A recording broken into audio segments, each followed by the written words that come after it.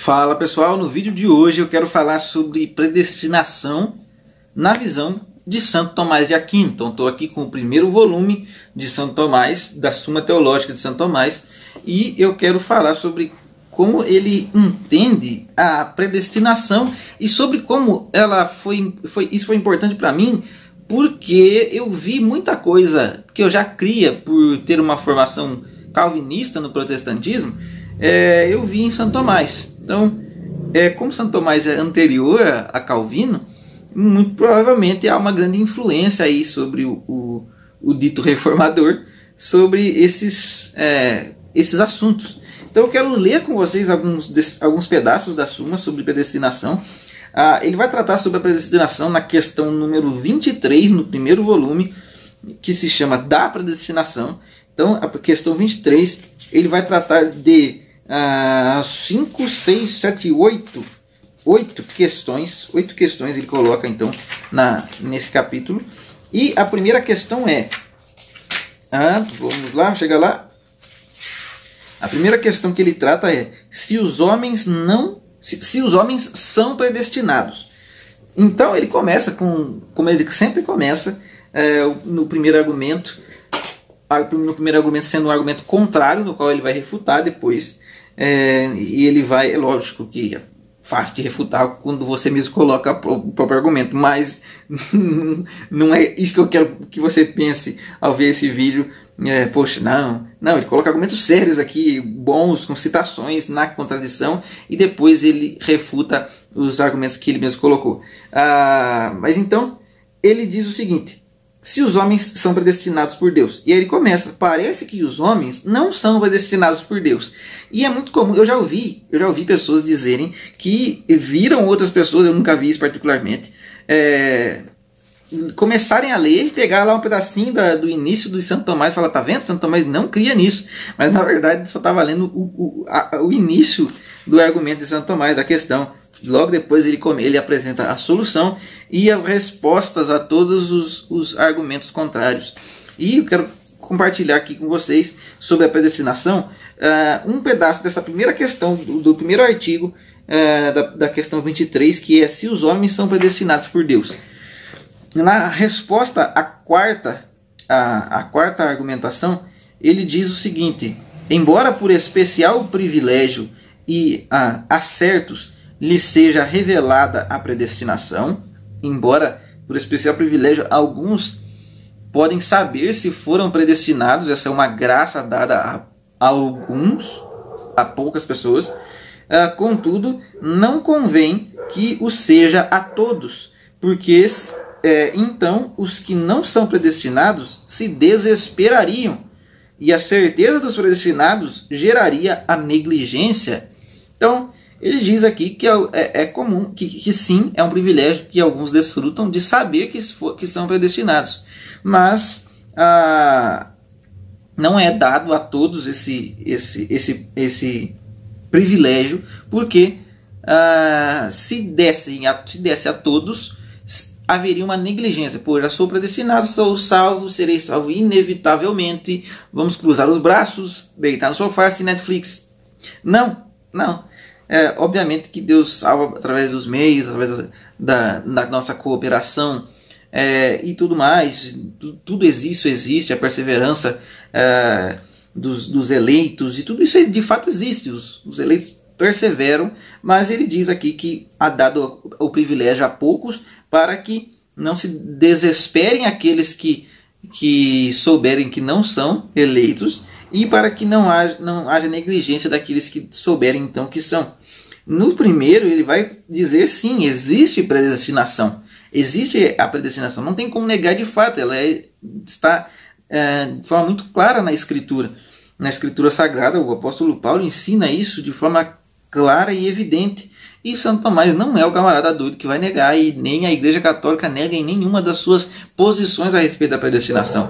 Sabendo aqui que, assim como há uma briga entre os que defendem a posição de Armínio e outros de Calvino no protestantismo, no catolicismo também tem aqueles que, não de forma de briga do sentido ruim, mas também tem um debate sobre a posição de Santo Tomás sobre a eleição, predestinação, sobre pontos da soteriologia, com Molina, que é um outro teólogo que eu não conheço, que me parece que já pelo que eu já sei, pelo que já aprendi com conversas com outros católicos, que ele defende uma posição mais parecida com a de Armínio. Contudo, isso é só uma forma análoga de falar para vocês que existe essa diferença, essa diferenciação, já que não é igual Tomás e Calvino e Molina e Armínio de jeito nenhum, porque são católicos, obviamente.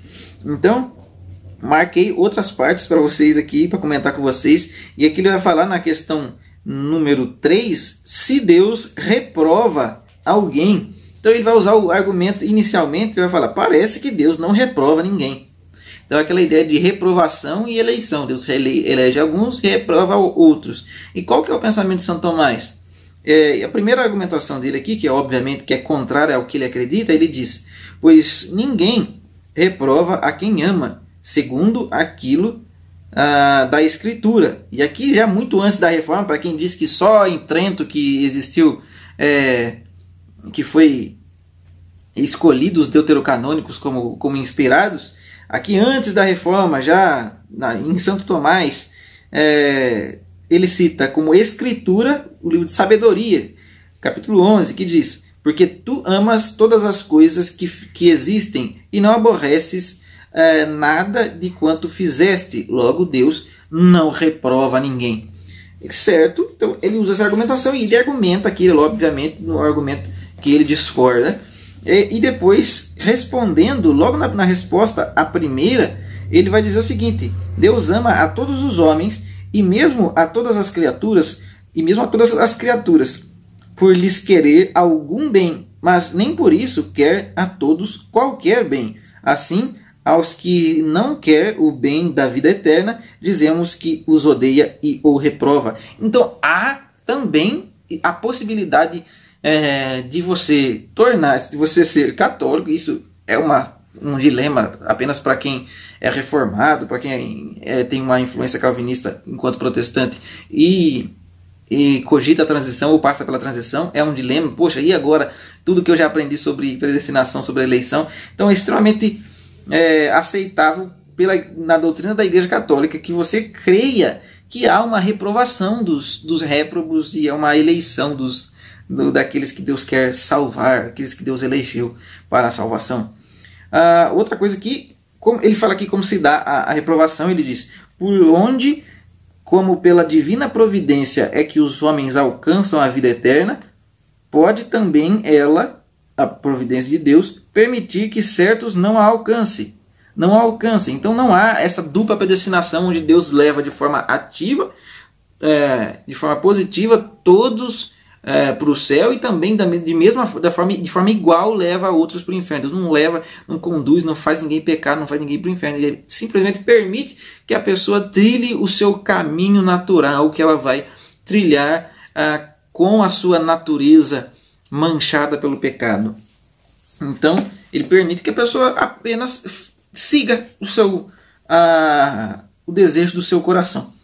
E a isto se chama reprovar. Então é isso que ele se chama de reprovar. Ele diz também, logo, reprovação não somente significa presciência, mas algo lhe acrescenta racionalmente, como a providência, conforme dissemos. Assim, pois, como a predestinação inclui a vontade de conferir a graça e a glória, assim a reprovação há de permitir a incidência na culpa e a de infligir a esta pena do dano. Então, perfeito. É assim que ele enxerga a reprovação também. Então, em Santo Tomás existe uma eleição. Deus elege algumas pessoas, de fato, e reprova outras pessoas.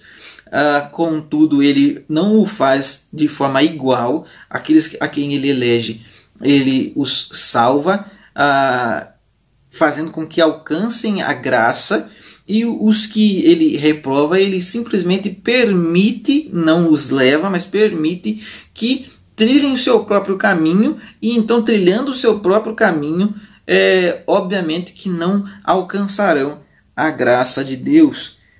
Então, o texto também aqui continua dizendo, ainda falando sobre a questão da reprovação. Ora, a culpa provém do livre-arbítrio do reprovado, que é abandonado da graça. Infelizmente, hoje a gente vê, dentre os protestantes calvinistas, uma negação muito grande do livre-arbítrio. Embora existem outras pessoas, já teólogos brasileiros, como nós vimos aí no livro novo do Francisco Tourinho, no qual ele fala sobre calvinismo clássico, Calvinismo Explicado, o nome do livro, onde ele vai falar que eleição, o livre-arbítrio, e eu, em conversas com ele, nesse próprio canal, eu já fiz uma entrevista com ele sobre calvinismo e arminianismo, e ele vai dizer que o calvinismo clássico, a posição protestante de João Calvino, não negava de fato o livre-arbítrio, mas existe hoje entre os modernos uma negação do livre-arbítrio que nunca foi negada por Santo Tomás. Santo Tomás entendia que quem é reprovado, quem é condenado, os réprobos não são porque eles foram conduzidos, mas sim se eles foram conduzidos por Deus de forma determinada, mas é porque eles de fato trilharam seu caminho seguindo o livre arbítrio do seu coração. Quando não há liberdade, se não houver liberdade, não tem como haver culpa. Então esse é o pensamento de Santo Tomás. Se você não tem livre arbítrio para escolher pecar, para escolher cair, para escolher ir para o inferno, para escolher viver a vida do jeito que você quer, obviamente, se você não tem esse livre-arbítrio, o culpado não é você, o culpado é Deus. Se Deus conduziu você ao inferno e te predestinou ao inferno, assim como predestinou os eleitos, ele é o culpado e não você. Mas se a liberdade ainda é preservada, o seu arbítrio ainda é livre, a culpa é sua, foi você que escolheu. Então, quando há condenação, a justiça de Deus é exaltada quando condena aquele que rejeitou pelo seu arbítrio a graça. Agora, os que são salvos e eleitos, também há exaltação. Deus também é exaltado por ter salvado aquele pecador. Então, das duas formas, Deus é exaltado. E também ele vai falar aqui sobre se os eleitos, no quarto artigo, se os eleitos são eleitos, se os predestinados são eleitos por Deus. Diz então na resposta a terceira, estou lendo as partes que eu grifei, ele diz: como já vimos, Deus quer por vontade antecedente que todos os homens se salvem. Vontade antecedente também é uma coisa que eu precisei aprender. O que não é querer de modo absoluto, mas relativo, mas não o quer por vontade consequente, o que seria querer de modo absoluto. Vou ler de novo. Como já vimos, Deus quer por vontade antecedente que todos os homens se salvem, o que não é querer de modo absoluto, mas relativo, mas não o quer por vontade consequente, o que seria querer de modo absoluto. Eu vou tentar dar uma ilustração sobre como entender isso aqui, a questão da vontade antecedente e da vontade consequente. Contudo, a ilustração pode ser extremamente falha e pode conter falhas, porque é só uma ilustração para tentar entender mais ou menos como é que funciona esse negócio de vontade antecedente e vontade absoluta, vontade consequente. Por vontade antecedente é aquela vontade de Deus que ele de fato quer que todos os seres humanos sejam salvos. Como diz a própria Escritura, é do desejo de Deus que todos sejam salvos. Mas a vontade consequente, na sua vontade consequente, só alguns são salvos. Como é que isso funciona? Você entende o que é vontade antecedente? É como se, por exemplo, você tem um navio, um barco que está pesado, carregado com muitos frutos do seu trabalho lá, coisas que são importantes para você naquele barco. E você não prevê o que houvesse no caminho que você está trilhando, pelo caminho que você está navegando. Há uma tempestade da qual o barco está muito pesado. Se ele estivesse mais leve, seria tranquilo, você não perderia tudo. Então, você quer não perder nada, você quer salvar tudo aquilo que está no seu barco, mas por vontade antecedente, então você quer que tudo aquilo seja salvo, tudo aquilo seja guardado. Mas a própria tempestade exige que você jogue coisas fora do barco, ou que A própria tempestade faz com que coisas caiam do barco, e a sua vontade antecedente era salvar tudo. Mas a vontade consequente é salvar somente aquilo que fica no barco. Vou dar então uma outra ilustração, porque essas ilustrações são cheias de falhas se você for interpretá-las literalmente, porque Deus não é um cara que deixa cair, que a tempestade é mais forte que ele pode fazer coisas cair do barco. Mas uma outra ilustração seria tipo, no meu bairro tem muitas crianças, por exemplo, esse é um exemplo, que passam fome, e por vontade antecedente eu gostaria de alimentá-las todas, mas por vontade consequente eu alimento os meus filhos. Por quê? Os meus filhos são aqueles que eu consigo alimentar, e por vontade consequente eu ainda consigo alimentar alguns outros. Mas por vontade, a minha vontade antecedente era alimentar todos. Também é uma ilustração falha, porque Deus consegue, obviamente, alimentar todos se Ele quisesse. Mas essa é uma forma de tentar entender a vontade antecedente e vontade consequente. Outro artigo, então, aqui agora, vamos lá. Se a presciência dos méritos é causa da predestinação. E aqui é aquela ideia de salvo pela presciência ou não. Então, essa questão também é uma questão debatida no meio protestante, que se a presciência dos méritos é a causa da predestinação. Deus prevê os méritos do fulano, e por isso ele predestina. Deus pensa assim, vou prever aqui quem é que vai ter mais mérito. Previ. Agora eu sei quem é que vai ter mais mérito, vou predestiná-los. Não é isso que acontece, não é isso que Santo Tomás acredita. Santo Tomás vai dizer. Resposta então à terceira pergunta, a terceira questão, o terceiro argumento, ele diz: da própria vontade divina podemos deduzir a razão de serem uns predestinados e outros reprovados. É da própria vontade divina que provém a eleição de alguns e de outros, e não da presciência que ele olha no futuro e vê quem tem mérito ou não. Outra parte que eu grifei diz: assim, quanto aos homens, Deus quis mostrar a sua bondade pela misericórdia, mostrando a bondade de Deus sendo exaltada, perdoando os predestinados, e pela justiça, punindo os réprobos. Então Deus é exaltado de todas as formas, mostrando a sua justiça ao punir os réprobos, e mostrando a sua bondade ao salvar, e misericórdia ao salvar os eleitos, os predestinados. E também diz: mas só a divina vontade é a razão da eleição de uns para a glória e da reprovação de outros. Por isso diz Agostinho, que ele cita muito: se não queres errar, não te metas a indagar, porque Deus chama a si uns e não outros. Então, aqui continuando ainda uma outra questão, que é a questão: se a predestinação é certa, tem como um predestinado não ser salvo? E obviamente ele vai dizer que não, que ele também crê na perseverança dos eleitos. E aqui não é a perseverança dos santos, não é perseverança, não são todos os santos que perseveram, não são todos os membros da igreja que perseveram, não são todos os que se convertem que perseveram, mas a apostasia é extremamente possível que você caia da graça, que você perca a sua salvação. E mas nunca teve, porque não foi predestinado. Cara, para com isso.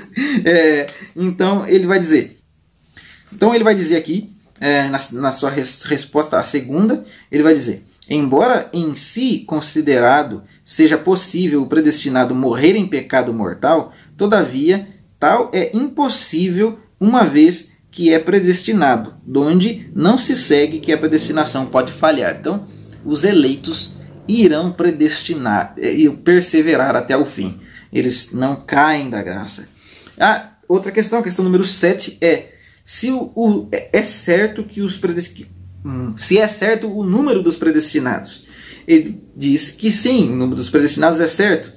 E ele vai dizer nas partes que eu grifei: a obra de Deus é mais perfeita que a da natureza.